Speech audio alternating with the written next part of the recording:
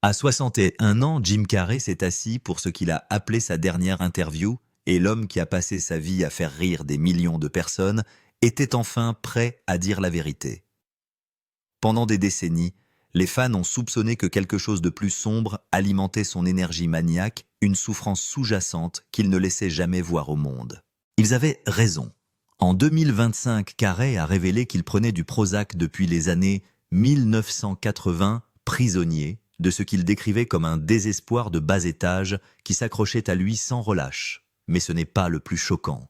Ce qu'il a avoué sur les tentatives de suicide de son père et sur son propre point de rupture a changé à jamais la façon dont les gens considèrent tous les films qu'il a tournés. Jim Carrey est né le 17 janvier 1962 dans la petite ville de Newmarket en Ontario, cadet d'une famille de 4 enfants entassés dans une maison bruyante et exiguë, où les factures mensuelles se heurtaient à des rêves qui semblaient toujours hors de portée.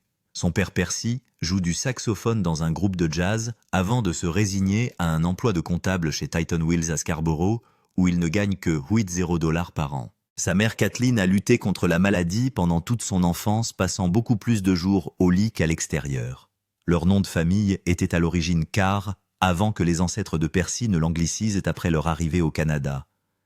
Percy avait l'âme d'un musicien coincé derrière un bureau, et Jim a appris très jeune que même le travail le plus dur ne garantissait pas la sécurité. À 8 ans, Jim trouve refuge dans le miroir. Il restait devant pendant des heures, tordant son visage dans des formes impossibles jusqu'à ce que même ses frères et sœurs se taisent stupéfaits. À 10 ans, il était si sûr de ses impressions qu'il écrivit à Carol Burnett se déclarant maître en la matière. La lettre type polie qu'il a reçue en retour est devenue un trésor pour lui. Il l'a affichée sur son mur comme une prophétie. À l'école, il ne pouvait s'empêcher de transformer chaque cours en spectacle passant du professeur à la célébrité en quelques secondes, jusqu'à ce que le principal le renvoie à plusieurs reprises. Les enfants l'appelaient Rubberface, et pour un garçon vivant dans une situation financière difficile, ses rires ressemblaient à de la survie. Tout s'est effondré en 1975, lorsque Titan Wheels a fermé ses portes sans préavis. Percy, âgé de 51 ans, n'a soudain plus d'emploi. Il a envoyé 73 candidatures à des cabinets d'experts comptables dans tout l'Ontario et n'a reçu que refus sur refus. Leurs économies se sont rapidement évaporées et les factures médicales de Kathleen ont dévoré tout ce qui restait. Percy finit par accepter un emploi de concierge pour $4 de l'heure nettoyant les salles de bain dans le même type d'usine où il avait travaillé comme comptable.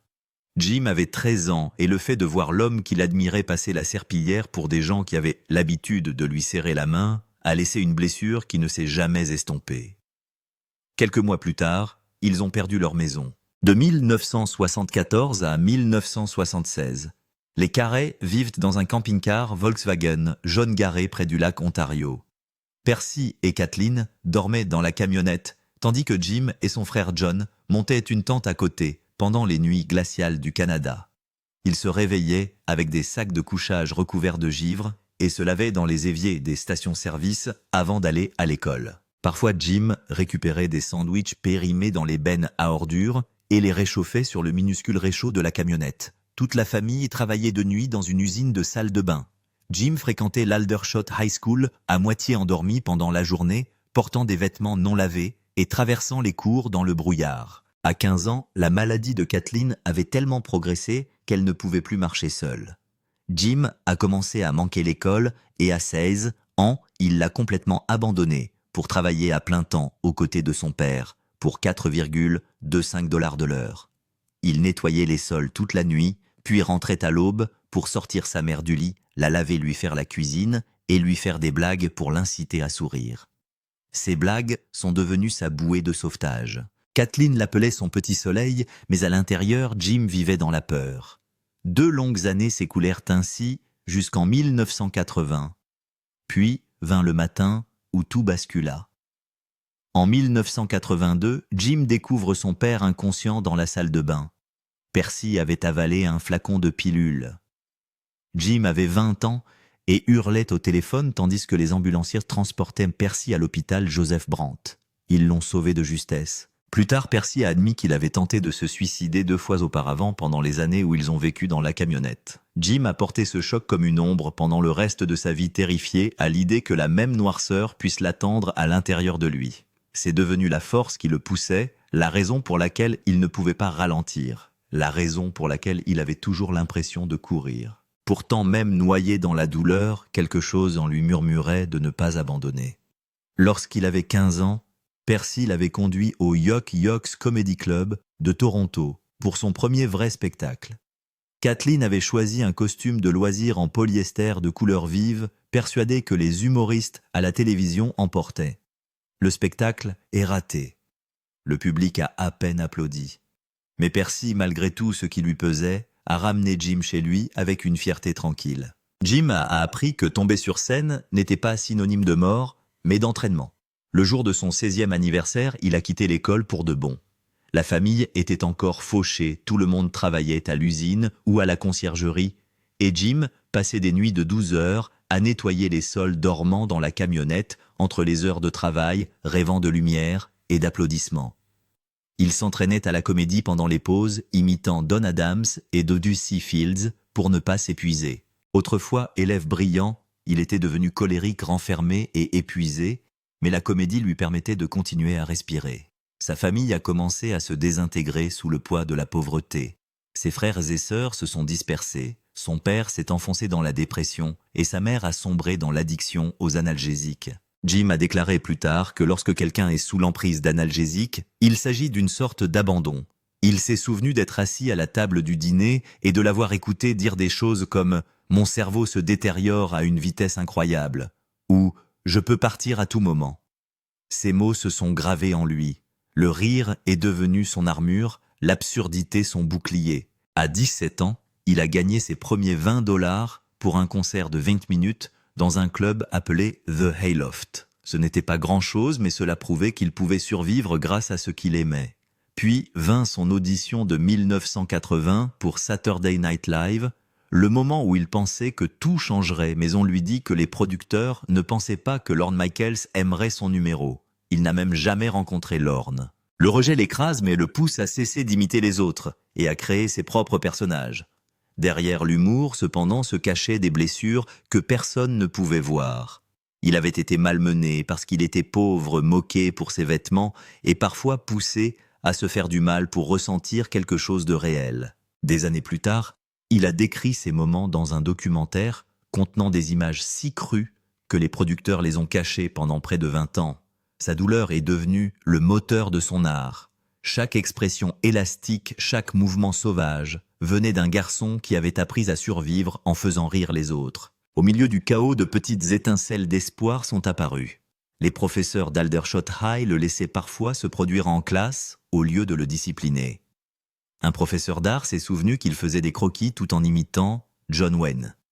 En 1981, alors qu'il n'a que 19 ans, Jim décroche son premier rôle à la télévision dans un petit film canadien intitulé à l'origine Introducing, Janet plus tard rebaptisé Rubberface. Il y incarne un comédien en difficulté, Tony Maroney, qui est presque le reflet de lui-même. Ce film ne l'a pas rendu célèbre, mais il lui a donné un coup de pouce. La même année, il a fait un bond en avant. Avec seulement $200 en poche, il quitte Toronto pour Los Angeles. Il a dormi sur des canapés dans des comédie clubs et s'est nourri gratuitement, passant des auditions partout où il le pouvait.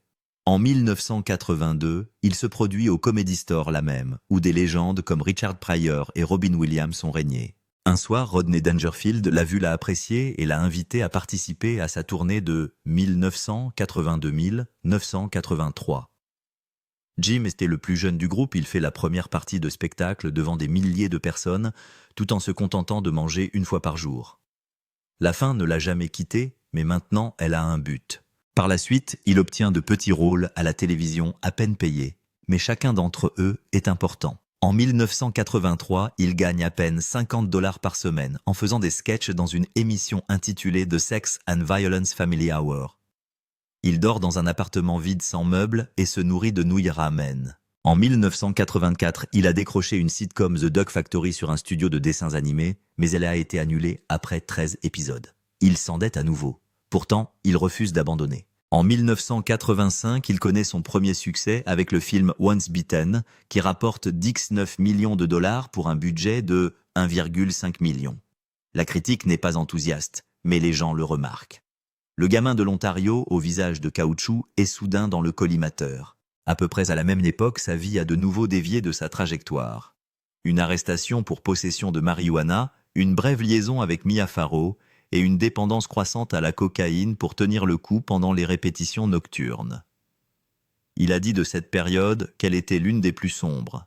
Pourtant, il continue à se présenter, à passer chaque audition, à essuyer chaque refus. Il a essayé de participer à l'émission Saturday Night Live à 3 reprises en 1980, 1983 et 1986 et a été rejeté à chaque fois. Sa dernière audition s'est soldée par un échec après une imitation de Robin Williams qui n'a pas fonctionné. Au lieu d'abandonner, il s'est réinventé. Il commence à développer des personnages étranges et exagérés que personne d'autre n'oserait essayer. L'un d'entre eux était le commissaire des incendies Bill, l'homme sauvage, qui allait plus tard définir ses années de gloire. Ses échecs l'ont transformé en quelque chose de nouveau. En 1990, Jim Carrey a 28 ans, lorsqu'il rejoint In Living Color, une émission à sketches de la Fox, qui ne se contente pas de repousser les limites, elle les efface. Dès son entrée en scène, son énergie ne correspond à celle de personne d'autre. Il a créé plus de 120 sketchs en 5 saisons, mais un personnage Fire Marshal Bill a rapidement explosé. Avec son visage fondu, son regard maniaque et sa phrase d'accroche « Vous pouvez m'appeler Bill », il faisait rire et se tordre les gens en même temps. Ce n'était pas seulement drôle, c'était inoubliable. L'émission a commencé à rapporter des millions de téléspectateurs et les sketchs de Jim étaient ceux dont les gens se souvenaient le plus. C'était la première fois qu'un humoriste blanc devenait la star d'une émission construite autour de légendes de la comédie noire, comme les Wayans Brothers. Carrey ne s'est pas contenté de se fondre dans la masse, il est sorti du lot. Mais en coulisses, il en faisait trop. Pour jouer des personnages comme Vera de Milo, une femme bodybuildée grotesque, ou des parodies d'Ice-T Carey, changeait constamment de poids, prenant ou perdant 20 livres en une semaine. Il se servait de son corps comme d'un accessoire, se giflait, se pliait d'une manière qui semblait douloureuse, se cognait contre des meubles juste pour rire. Les critiques commencent à parler du potentiel des Emmy Awards, mais son propre corps commence à se dégrader. Lors d'un sketch en 1992, il s'est tordu la cheville en dansant et a dû tourner le reste de la semaine en souffrant. Malgré cela, il ne s'est pas arrêté. Il touchait 25 $0 par épisode et venait d'acheter sa première maison à Los Angeles. Mais pour continuer, il a commencé à dépendre de l'Adderall. Cela l'aidait à rester éveillé pendant les semaines brutales de 80 heures, mais cela l'affaiblissait intérieurement. Au même moment, son mariage se fissure. Il a rencontré Melissa Walmer en 1987 sur le tournage de The Dog Factory. Elle l'a vu avant la célébrité. Mais lorsque In Living Color a pris son envol, tout a changé. La célébrité remplit la maison. Nuit tardive, club de striptease, mensonges. En 1995, elle a demandé le divorce. Elle disait qu'il la trompait avec des stripteaseuses, qu'il n'était plus le même homme, et les documents du tribunal racontaient toute l'histoire. Trop de succès, trop peu d'équilibre. Le public a ri pendant que son mariage s'effondrait. Même le contenu de l'émission s'est empêtré dans des problèmes plus importants. Pendant les saisons 1992-1993, les sketchs ont poussé le bouchon si loin que la Fox a paniqué. Une séquence intitulée Homeboys, qui se moque de la culture des gangs, a attiré plus de 10 millions de téléspectateurs, mais a également suscité des plaintes. Les dirigeants ont commencé à se battre avec les créateurs pour savoir ce qui pouvait être diffusé. Carrey n'a pas hésité non plus. Il s'est plongé dans le chaos, se moquant de tout, de la race à la religion. Mais après des années de lutte, il s'est finalement retiré en 1994. Il ne s'est pas épuisé. Il est monté en flèche. Parce que la même année, Ace Ventura est sorti. Personne ne s'attendait à ce qu'un détective animalier à petit budget et à grande gueule change la comédie pour toujours. Le film n'a coûté que 15 millions de dollars. Il a rapporté 72 millions de dollars aux États-Unis.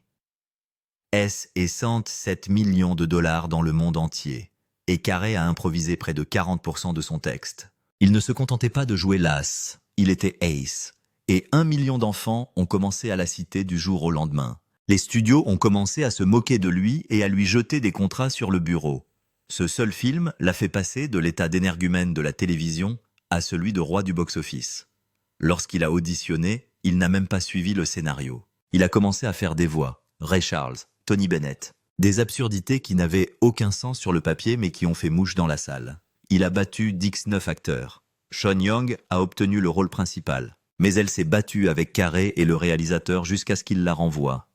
Courtney Cox a pris le rôle à sa place. À ce moment-là, le film s'est réécrit autour de la folie de Carey. Il faisait des farces au hasard au milieu de la scène. Une fois, il est passé devant une violoncelliste et lui a tiré le bras en pleine note, juste pour voir ce qui se passerait. Cette scène a été conservée dans le film. Peu importe que l'équipe n'arrête pas de rire ou que certaines scènes nécessitent 20 prises. Carey façonnait tout à la volée. Il ne s'est pas contenté d'agir comme Ace Ventura. Il est devenu lui. Il a cessé de se doucher, a dormi dans l'appartement du personnage, s'est teint les cheveux. La frontière entre Jim et Ace s'est vite estompée. Lorsqu'il a tourné le raid sur l'appartement, il a tellement improvisé que toute l'équipe a dû refaire la mise en place à plusieurs reprises.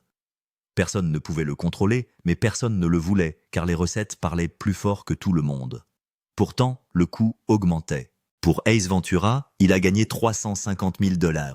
Après la sortie du film, son cachet a grimpé à 7 millions de dollars pour Dumb and Dumber, puis à 20 millions de dollars pour The Cable Guy. Mais plus il gagnait, plus il s'effondrait. Pendant la tournée de promotion de Dumb and Dumber, il fait une dépression nerveuse. Il a eu des hallucinations.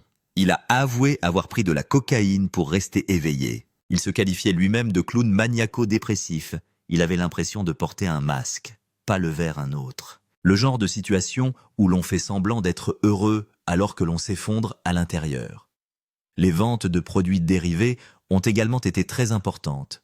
Plus d'1 million de poupées Ace Ventura ont été vendues rapidement. Des boîtes à lunch, des t-shirts, des jouets. Partout où l'on regardait, il y avait le visage d'Ace. Mais Carey n'était pas à la fête. En 1995, il a intenté un procès à Warner Brothers pour 20 millions de dollars, les accusant d'avoir utilisé son visage dans des jeux vidéo sans autorisation. Il était la plus grande star comique du monde, mais il ne contrôlait même plus son propre sourire. Ce procès a marqué un tournant dans le domaine du droit à l'image des célébrités. Mais pour Carey, c'était personnel. Puis vint Ace Ventura When Nature Calls. Pour la suite, il a exigé 15 millions de dollars plus les points bruts. Il s'agit de l'une des plus grosses rentrées d'argent de l'histoire de la comédie. Le film a rapporté 212 millions de dollars dans le monde entier. Mais le scénario l'a horrifié. Blagues sur la cruauté envers les animaux, scènes offensantes. Il a essayé de les changer sur le plateau. Il s'est battu avec les scénaristes. Il a improvisé des répliques plus sûres. Mais certaines choses lui échappaient encore. Les activistes ont attaqué le film en disant qu'il se moquait des animaux sacrés. Carey n'a pas cessé de rire. Mais à l'intérieur, il était en guerre contre ce que le film était devenu. La même année, Le Masque explose dans les salles de cinéma. Réalisé pour 18 millions de dollars, il a rapporté 352 millions de dollars dans le monde. Il devient le 4e film le plus rentable de l'année 1994. Le masque vert n'était pas un simple maquillage.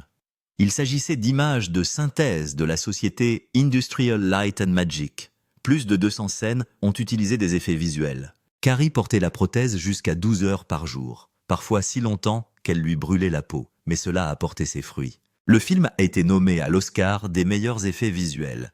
Il a perdu contre Forrest Gump, mais Carey avait déjà gagné. Il a contribué à faire revivre la musique swing, a fait de Cameron Diaz une star et a prouvé une fois de plus qu'il pouvait porter un film dans le chaos le plus total. Et Dumb and Dumber n'était pas loin derrière. Il a coûté 17 millions de dollars, a rapporté 270 millions de dollars dans le monde entier et est devenu un classique culte. Carey a écrit environ 30% des textes de Lloyd. Nous n'avons pas de nourriture, pas de travail. La chanson était une pure improvisation. Sur le plateau, tout était en désordre. Une scène a retardé un vrai mariage parce que le tournage était trop bruyant. Carey a essayé de faire lui-même une cascade de snowboard, s'est cassé la cheville et a quand même terminé les scènes. Il boitait, saignait, mais continuait à donner ses répliques. Jeff Daniels a failli être gelé sur un poteau de téléski. Ils ont dû verser de l'eau chaude pour le dégager. Mais tout l'argent n'a pas pu l'empêcher de s'écraser. La Fox lui a intenté un procès de 10 millions de dollars en 1994 au sujet des droits résiduels de la couleur vivante. Il a réglé le litige à l'amiable. La même année, l'industrie cinématographique lui a versé environ 20 millions de dollars. Mais aux MTV Awards, il s'est effondré sur scène. Il a murmuré qu'il avait besoin d'une pause. Il était épuisé, paranoïaque. La foule l'acclame. Mais en coulisses, il admet la vérité. Il ne pouvait pas continuer à faire semblant. Jim Carrey a fait rire tout le monde, mais au fond de lui, il est à bout de souffle. Lorsque Jim Carrey a filmé l'évasion en bateau dans le Truman Show, la pression était réelle. Le réalisateur Peter Weir n'était pas satisfait tant que Carrey n'avait pas atteint son propre point de rupture. Cette seule séquence de tempête a nécessité 150 prises. L'équipage a construit un océan artificiel avec un système de tempête qui pourrait ressembler à la réalité. Le réservoir était aussi grand qu'un terrain de football.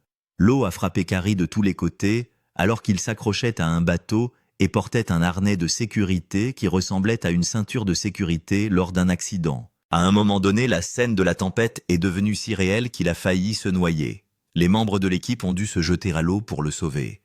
Pourtant, lorsqu'ils ont finalement capturé le moment où Truman touche le mur et sort du monde factice, il n'a fallu qu'une seule prise. Ce plan deviendra l'un des plus mémorables de l'histoire du cinéma. Le film a coûté 60 millions de dollars et a rapporté 264 millions de dollars dans le monde entier. La performance de Carrey était si puissante que personne n'a ri. Ils se sont contentés de regarder. Il ne s'est pas contenté de jouer dans ce dôme. Il y a vécu. Pendant des semaines, Carrey refuse de quitter le plateau. Il voulait sentir ce que signifiait être complètement seul, coupé du monde comme Truman. Il n'a pas appelé sa famille. Il ne parlait pratiquement à personne en dehors des scènes. Cet isolement rendait les scènes émotionnelles plus percutantes, mais il a aussi provoqué des tensions. Carrey a commencé à se disputer avec Peter Weir, exigeant le contrôle des scènes, demandant même une prime de 20 millions de dollars s'il remportait un Golden Globe. C'est ce qu'il a fait. Il a remporté le prix du meilleur acteur. Mais le temps que le trophée soit dans sa main, les choses en coulisses étaient déjà brisées. Pourtant, le Truman Show a changé la façon dont les gens le voyaient. Il ne s'agissait plus d'un simple visage amusant, mais d'un acteur sérieux qui avait quelque chose de plus profond à dire. Lorsqu'il s'est attaqué à Man on the Moon, Carrey ne s'est pas contenté de jouer le rôle d'Andy Kaufman. Il l'est devenu. Il a perdu 20 kilos. Il a regardé des heures d'images de Kaufman jusqu'à ce qu'elles soient ancrées dans ses os. Il est resté dans le personnage même hors caméra, agissant comme Kaufman dans les réunions, les répétitions partout. Danny DeVito n'en pouvait plus. Il demandait des pauses pour reprendre son souffle. Dans l'une des scènes finales, Carrey s'est injecté une solution saline pour imiter le cancer. Il voulait que la douleur ait l'air réelle. Il l'a fait. Le film a rapporté 50 millions de dollars. Carrey a remporté son deuxième Golden Globe. Mais derrière cette victoire se cache un divorce. Lauren Holly et lui se sont séparés au bout d'un an. Il a dit qu'il ne pouvait plus se connecter émotionnellement. Plus tard, un documentaire a montré à quel point il était tombé dans l'esprit de Kaufman. Ce n'était pas seulement de la comédie, c'était de l'autodestruction. En 1995, pendant Batman Forever, Carrey a donné vie au Riddler, avec une énergie folle et des accessoires personnalisés. Il a conçu 20 cannes, toutes différentes. Le film a rapporté 336 millions de dollars, un énorme succès. Mais à l'intérieur, Carrey se brisait. L'anxiété le ronge et il commence à prendre du Valium pour rester calme. La nouvelle de sa lutte a été divulguée. Sur le plateau, Tommy Lee Jones ne pouvait pas supporter son comportement. Et les deux hommes se sont constamment affrontés. C'est à ce moment-là que la dépendance de Carrey a commencé à se manifester. Ce qui semblait être du plaisir et des jeux à l'écran était en réalité le chaos. Puis vint Liar. Le film a rapporté 300 millions de dollars grâce à la capacité de Carrey à improviser près de 60% de ses répliques. Les scènes de tribunal étaient sauvages, spontanées, vivantes. Mais 3 ans plus tard, Carrey a intenté un procès à Universal, affirmant qu'il lui devait un bonus de 2 millions de dollars. Le procès a dégénéré. Il accuse le studio de l'avoir spolié de ses droits d'auteur. L'affaire a été réglée en douceur, mais le mal était fait. Le film est resté un favori des fans, mais il a maintenant une cicatrice dans les coulisses. Pendant The Cable Guy, les choses se sont assombries. Le film a rapporté 102 millions de dollars, mais derrière la caméra, c'était la pagaille. Carrey est devenu Chip Douglas, à tel point qu'il a tourmenté Matthew Broderick hors caméra. Broderick s'est écrié un jour « Je ne sais plus comment réagir ». Après une longue journée de scènes imprévisibles, un tournage s'est terminé avec de la boue dans les yeux des deux hommes. La cornée de Broderick s'est déchirée. Un jour, il a attendu 14 heures dans sa caravane à cause des retards. Le film devait être une comédie noire. Au lieu de cela, il s'est transformé en une expérience malaisée, où l'on pousse le bouchon trop loin. Lorsque Carrey jouait le Grinch, ce n'était pas drôle. Le film a rapporté 345 millions de dollars, mais Carrey passait 2h30 par jour dans un maquillage qui lui donnait l'impression d'être enterré vivant. Les prothèses l'empêchaient de respirer. Il ne pouvait pas bouger sans transpirer ou sans avoir besoin de réparations constantes. Il n'a cessé de demander des reprises, d'exiger plus, d'insister sur la perfection. L'équipe de maquillage a remporté un Oscar, mais Carrie est repartie avec des douleurs au dos et des mois d'épuisement. Le succès était énorme, mais le coup était inscrit dans ses os. En 2015, la tragédie frappe. Catriona White, maquilleuse irlandaise et ancienne partenaire de Carrie, est morte d'une overdose. Elle a laissé une note le blâmant d'avoir abusé de lui et de lui avoir fourni les pilules. Ses héritiers ont intenté un procès affirmant que Carrie lui avait donné des MST et des analgésiques et qu'il avait rompu avec elle au moment où elle était le plus fragile. L'affaire a ébranlé le secteur. Les enquêteurs ont trouvé des flacons de pilules et des textos manquants, ce qui suggère qu'il savait ce qui l'attendait. Son équipe a déclaré qu'il s'agissait d'une extorsion. L'affaire a été classée en 2018, mais les taches ne se sont jamais effacées. Dans Eternal Sunshine of the Spotless Mind, Carrie a joué contre tout ce qu'il avait jamais fait. Pas de rire, pas de routine. Le réalisateur Michel Gondry n'a même pas appelé à l'action. Il voulait que Carrie se perde dans l'instant. C'est ce qu'il a fait. Le film, qui a coûté 72 millions de dollars, a été tourné dans le chaos avec des journées de 17 heures et sans filet de sécurité. Carrie s'est rasé la tête pour une scène. Il admettra plus tard que le processus l'a rendu dépressif. Le spectacle était brut, mais les blessures étaient réelles. Il lui a fallu des mois pour s'en remettre. Sa vie privée n'a pas été épargnée. En 2012, sa fille Jane a été diagnostiquée autiste. En 2018, elle a pris ses distances, dénonçant ses opinions toxiques. Carrie parlait souvent de son père Percy, qui avait perdu son emploi lorsque Jim était enfant. La famille vivait dans la pauvreté, nettoyant les sols des usines pour survivre. Percy est mort en 2006 et Carrie a fait un chèque de 10 millions de dollars pour les funérailles. Il a déclaré que la boucle était bouclée, passant d'une vie de misère dans un camping-car à la possibilité d'enterrer son père comme un roi. Même après avoir fait allusion à la retraite en 2018, Carrie est revenu en 2020 avec Sonic the Hedgehog qui a rapporté 319 millions de dollars. Il a plaisanté en disant qu'il était revenu pour l'argent, déclarant « J'ai acheté beaucoup de choses ». Il ne mentait pas, il a empoché 30 millions de dollars pour Sonic 3. La production a même imprimé son script avec de l'encre en or 24 carats, juste pour l'attirer. Il a dit que la magie l'avait ramené. Il n'est jamais vraiment parti. En 2014, Dumb and Dumber 2 a surpris tout le monde. Il a rapporté 66 millions de dollars, même si les critiques l'ont descendu. Carrie a perdu 10 kilos pour rejouer Lloyd. Le film a failli ne pas voir le jour. Il a abandonné en 2012, puis a rejoint le film quand Jeff Daniels a dit qu'il ne le ferait pas sans lui. Le scénario a été rédigé à la hâte en seulement 3 semaines. Par la suite, Carrie l'a tout de même critiqué, le qualifiant de paresseux. La société de production a ensuite été prise dans un scandale impliquant des fonds malaisiens volés et a dû s'acquitter d'une somme de 60 millions de dollars. Le film a tout de même fait vendre des billets. En 2022, la dépression le rattrape à nouveau. Il a dit qu'il s'agissait d'un désespoir de bas étage qui ne le quittait jamais. Le Prozac était sa réalité depuis les années 1980. En 2017, il a failli mourir d'une pneumonie pendant le tournage de Sonic 2. Ce moment l'a obligé à faire une pause. Il a finalement arrêté les médicaments, affirmant qu'il valait mieux ressentir de la douleur que de ne rien ressentir. Il a commencé à parler ouvertement de thérapie et de guérison. Cela a retardé Sonic 3, mais a rappelé aux gens qu'il était humain. En 2007, le numéro 23 a fait un flop avec seulement 37 millions de dollars, mais il a hanté Carrie plus que n'importe quel blockbuster. Il est devenu obsédé. Il voyait ce numéro partout dans les plaques de rue, les numéros de téléphone, les horloges. Il ne pouvait pas s'en défaire. Il a même commencé à écrire sur la numérologie.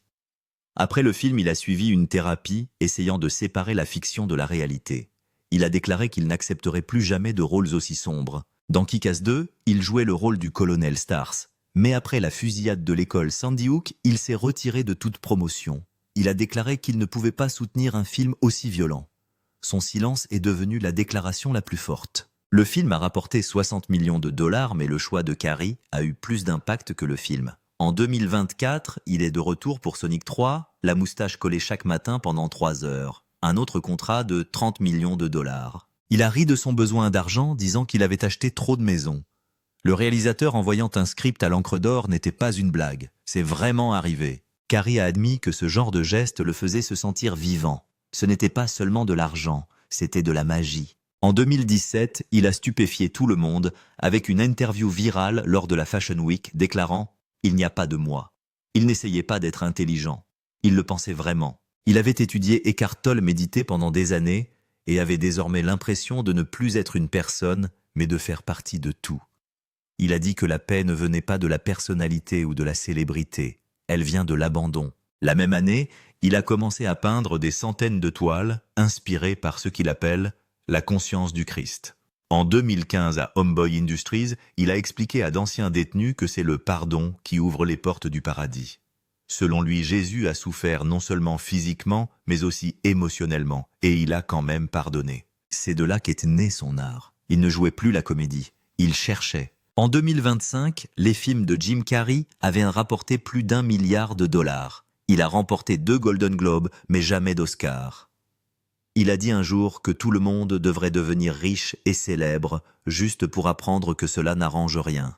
Sa plus grande année reste 1994, Ace Ventura de Masque et Dumb and Dumber d'un seul coup.